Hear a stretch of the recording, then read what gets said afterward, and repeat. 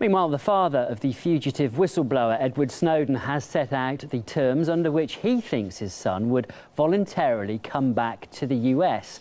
Firstly, he should not be detained or imprisoned before trial, should not be subject to a gag order and should be tried in a location of his choosing. That is according to a letter from Snowden Sr. released to the media. And all of this comes as the 30-year-old ex-CIA employee remains stuck in diplomatic limbo in the transit zone of Moscow's Sheremetyevo airport. Well, let's take a look at where Snowden could potentially be heading next. Cuba appears to be a tricky option at the moment. The US State Department said back in 2006 that Havana had promised to stop accepting US fugitives. Iceland has held informal talks on whether to grant Snowden asylum, and WikiLeaks affiliates are now awaiting comment from the Interior Ministry there. Venezuela, meanwhile, says it would be likely to grant the whistleblower refuge, with the President Nicolas Maduro applauding the man's bravery. And another South American destination, Ecuador, looks promising, but that country cannot yet grant him asylum because he's not on Ecuadorian soil. The whistleblower's plight has captivated the global media, but investigative journalist Duncan Campbell says the real story is being sidelined. A lot depends on Russia, but I think the Russian game will just be to stand back and say he's on international territory, we can do nothing, and wait for other players to act. But I do think that the focus is wrong, because all of this distraction about Snowden and where he is and what he might do next has completely undermined the tremendous gravity of the successive documents and revelations that he's made about the scope of American and Allied spying on the civil and commercial affairs of the world. I think that many Americans that recognize the true values for which their forefathers fought from the War of Independence onwards would see in Snowden a real hero.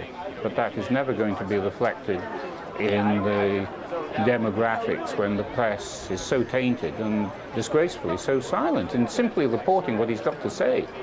If there was a dissident in Russia or China or the Middle East speaking out in the way that Snowden is doing, it would have massive coverage. That's not happening. Meanwhile, the US Army has restricted access to the Guardian newspaper's website for thousands of defence personnel across the country. The move against the British Daily comes after its revelations of the NSA's spying activities. RT's Sarah Firth has more.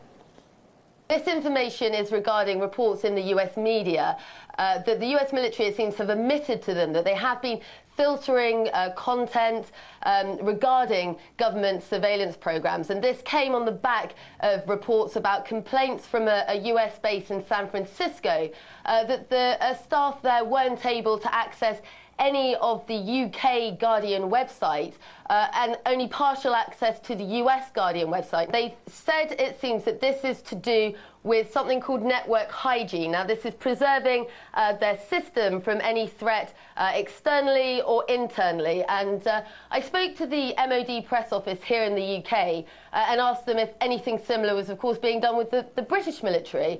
And they told me that this wasn't happening. What was being done in the US right now wasn't happening here, although they did say that in relation to their computer systems in the military, there is some information that is sometimes restricted for security purposes. It is raising questions about that suppression of information, and to talk more about that, I'm joined by political analyst Rodney Shakespeare. Thank you very much for joining us.